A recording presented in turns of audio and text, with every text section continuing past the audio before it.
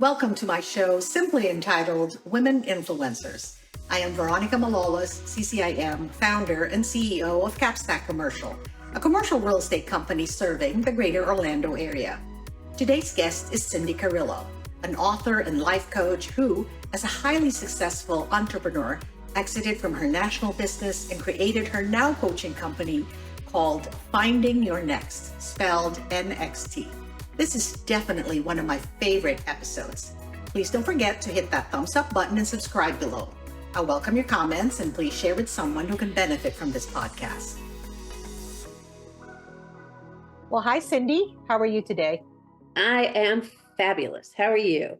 I am good. And yes, you are fabulous. Because when the camera opened up, I was like, wow, this is a fabulous woman. So I want to say thank you, Cindy, for being my guest today.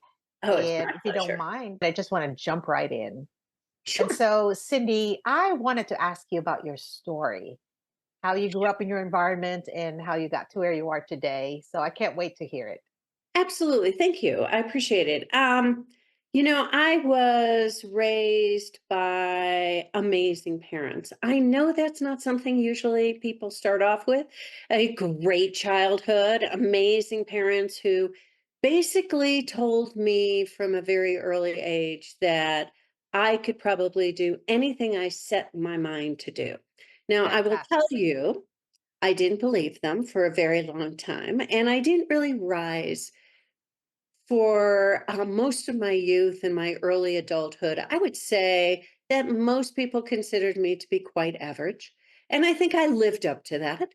And it really wasn't until after college in my 20s where I started to find a little bit of myself and grow into the person and the woman that I think I wanted to be, but didn't know how to become.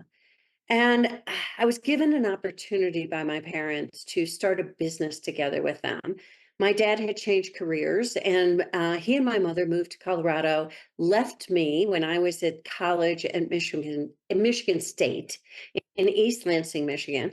Now I hadn't seen the sun for about 6 months, and things weren't going well. I was in my sophomore year, I think. And my parents were in Denver, Colorado, where the sun always shines. And Wow. I thought, what the heck am I doing here? And I called them and I said, what the heck am I doing here when you're there? And unlike many other people who leave their parents and then maybe their parents follow them at some point when they have kids and all that kind of stuff, I kind of did it opposite. My parents left me and I said, hell no, and decided to follow my parents. I was 19 years old. And when I got to Denver, I knew nobody other than my parents and traveled the state for a couple of weeks on a road trip with my best friend, Nancy. Fell in love with Colorado. Came back after dropping her at the airport. And my parents greeted me at the door and they said, we want to talk to you. Sit down at the table. Now, mind you, that was never a good thing in the past, but this seemed to be different. So I sat down and they said, look, we can all go out and do different things. My dad was changing careers. So he had left his job and went back to law school, which I tell you, back in the 70s, no man in his 40s ever did. But my dad was special and he did that. And it was a great role model for me. So they said, you want to start a business together? We're 19 years old, never been in business. And I said, awesome. What do you want to do?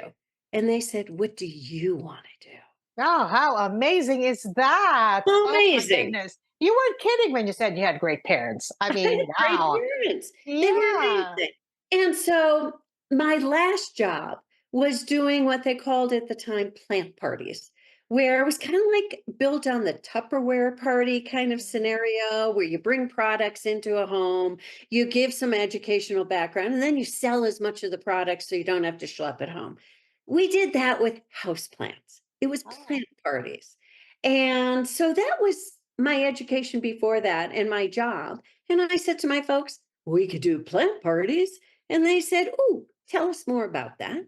And then in the course of several hours of conversation, We went from maybe buying a bunch of plants, trying to do these plant parties. My mother would ask questions like, "Where do we keep the plants?"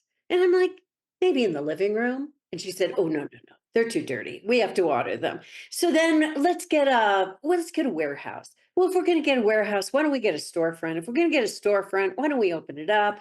And before you know it, we're starting a retail plant shop. Wow. And my dad says to me, "Hey, here's a budget of $5,000. You're in charge of buying because you're the only one who knows anything about plants." So I didn't know anything about Colorado. I didn't know anything about plants, really, about purchasing and wholesaling and retailing. But I put on a pair of overalls because I was 19 and I thought that's what you did when you were going to go out and buy plants. I got into my 1965 Volvo. I pulled out a map of the greater Denver area. I found some wholesale greenhouses and I set out to do just that and stock the store. And we ran that store for 5 years, which put my dad through law school, put me Wow. through undergrad, and after that, we simply closed the doors. We had a big blowout sale. We had a ton of fun doing it. It was able to let me move out and get my own place. I learned so much about business. I learned so much about customer service. I learned about entrepreneurship. And from there, ended up doing several other jobs before about 10 years later, decided to start my own business. And this business was called Work Options Group. And it started because at that time, I'm now married, I have children, and I had been working in a program where I was doing some childcare programs, some camp programs, some after school programs. And I was discovering that there was a gap in services that was available in the community in a wide variety of childcare services that would really be there to help working parents balance their work and their personal lives. So I started a program that actually sold a benefit plan to corporations to back their employees up when there was a breakdown in care. Oh, And wow. That's amazing.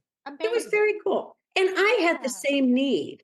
So I just built a program based on what I could use. And over the course of 20 years, we were a nationally based company with a national network of providers. We had clients the likes of Microsoft and Comcast and Prudential and the Mayo Clinic and Princeton University. It was so much fun. And we were servicing about 1 million lives nationwide. We had a staff of about 80 people, amazing leadership team. And I was the CEO and founder. And I woke up one morning and thought, I don't think I'm the right person to continue to do this. I think I've done enough. I think I'm done. I think I want something more, something different. And so, after a lot of soul searching and a lot of thinking it through, I sold the company. Mm, good. And You exited. I exited. And I exited, Congratulations. thank you. And exited to, sold the company to our top competitor. We went through a competitive bid process. And I'll tell you, I came up with the thought process at the beginning of 2008. Took me about 6 months to get it through my board, my investors, that sort of thing, my head, my family. We ended up positioning the company for sale in September of 2008, about a week before Lehman Brothers went bankrupt and Yeah, the economy went upside down. that's right. It was extraordinary. I wasn't sure we were going to be able to get through it, but we did. And by December, we were one of the only companies that was in a deal that sold. And I found myself in 2009 after the deal was complete and I was on the other side of it, really trying to figure out what was next. Mm. It was transformative. It was one of those moments where the opportunity to do something new and different was in front of me. I just had to figure out what it was. Right. And was that the time that you decided to be an author and a coach? And tell That us was about a time that it was a little bit later to become an author, but I decided to go from being a CEO in suburbia to buying 35 acres in rural Colorado, Mm. about 6 hour drive from my family and friends, and stood out on a piece of property that had absolutely nothing but pasture and a few trees on it, no services, nothing, but the most gorgeous mountain view you've ever seen, which was a dream that I had always had to live in that kind of country-ish kind of situation because now I'm at a point in my life where like homesteading and I'll can some jam and some pickles, but I like a good run to the Target too. I Oh mean, yeah. I'm embracing who I am, and I'm a bit of a princess at this point in my life. So I decided to buy the land and start really from the ground up and develop a totally different lifestyle where we built a house and a guest house and a barn and a yurt and a greenhouse and a garden, and we're solar driven. And I live a sustainable lifestyle with my life partner, Matthew, and we do coaching programs here. We run an Airbnb. And I got to tell you, it was about designing the life I really wanted to live. That is amazing. I love your story, Cindy. I think that this is definitely one of the most enthralling stories I've heard so Mhm. far, and I absolutely love it. Now let's talk about change for a little bit. And I Please. know that's one of the challenges that you probably wanted to talk about that you overcame. I think change has become something that most of us fear. Most of us assume is going to be really hard, really difficult, and something to avoid. And when I found myself after selling the company, the challenge that I had was what was next? And to rather than buy into the idea that change is bad, that change is something to avoid, I needed to embrace the opportunity to change my perspective from fear to excitement, to really trying to explore what the opportunities were, go through a process of figuring out what was next, find that next, but do it intentionally. And I think the biggest challenge most of us have is that change oftentimes happens to us or we don't initiate it intentionally. But when you do it intentionally on your terms, ooh, change is fun. Oh, and it's powerful. It's It's definitely power. powerful. Yeah, And I'm assuming becoming a CEO and a founder of a company that you successfully exited from, that throughout that stage of your life that you encountered a lot of challenges as well.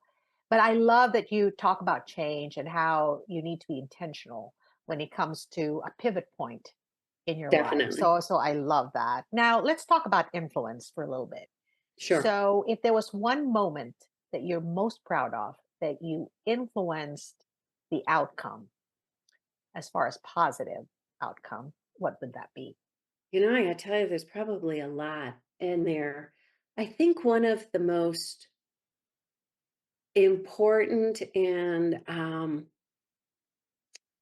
surprising moments of my life was after I left the company. And while I was in this process of figuring out what was next, I was given the opportunity to join a board at the University of Colorado School of Business, the lead school of business. And it was the School of Entrepreneurship. And I walked into this board meeting, and there are like 45 advisory board members. And this was my first board member meeting. And I walked in, and the entire table was filled with men. Mm. The only women in the room were sitting in the chairs around the table, not at Again, the table, against the wall. against the wall. And they were all staff. None of them were other board members. Over the next 10, 15 minutes, two other women out of the 40 walked in the room. There were three of us. I sat through the meeting. It was very interesting. After the meeting, I went up to the executive director and the president of the board, and I said, I'm confused. This is a school of entrepreneurship. Where are the women in business? Where are the women business leaders? And they looked at me and they said, well, you're here, and there's one, and there's another one. And I said, guys, seriously, where are they? And the president of the board looked at me and he said, if we're not doing it right, then you fix it. Mm. And I said to him, which I regret to this day that I said it, but he pushed back. I said, well, how would you expect me to do that? And he looked at me and he went, I don't think I'm the one to tell you. I think you'll figure it out. Bless his heart. And so I realized that here we have business students that are not being exposed to women in business in leadership positions. We have a problem. Yeah. So I set out to amass all the women in business in our community. And I started by just inviting a few that I knew to lunch and said, here's a problem, here's an opportunity. What should we do?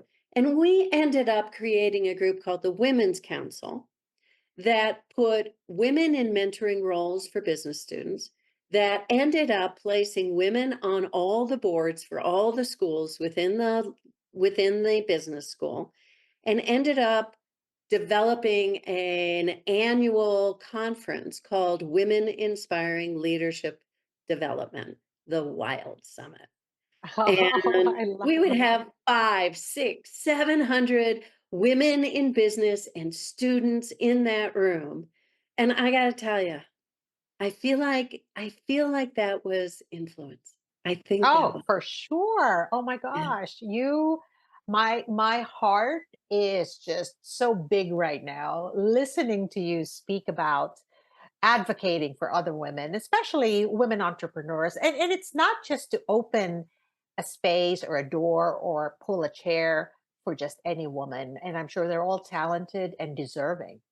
And sure. I think that's the key. So wow, thank you for doing that. And Oh my, they it was are the fun. they are the better for it because you influence that outcome. So, Cindy, let me ask you, if there was one piece of advice that you can give to our listeners today, what would that be? My thing is change. At this point in my life, in the coaching that I do, the book that I wrote, Finding Your Next. And I think the advice is let's not be afraid of change. Let's assume that our lives are filled with next steps, next stages, next phases, that change is a normal, wonderful, opportunistic part of the growth and journey of our lives. Thank you. That is an amazing piece of advice that I hope all our listeners just hold on to. Yeah. And I think we've come to the part of our interview where I get to pass on the mic to you and you get to ask Nice. me a question. Well, in keeping with the theme, I guess, I would love to know how have you embraced change in your life? Great question, Cindy. And thank you, because that is really something that is a question that I could not only speak for myself, but for most immigrants. You see, when you're an immigrant and you move to another country from your homeland, you have no choice because Mm, change is just in wow. front of you. It's right in your face. And I think that for some people that have lived in their own home for all of their lives, I think maybe the fear of change might be just as big. But for immigrants, we have no choice. Yeah, We have no choice. true. And so I myself automatically had to figure out very quickly how to settle ourselves in, to be able to build a new network, and also to keep reassessing ourselves to see how we can keep moving forward. And that's how I think we become unique in that sense, is because we have that drive that most Hmm. don't have.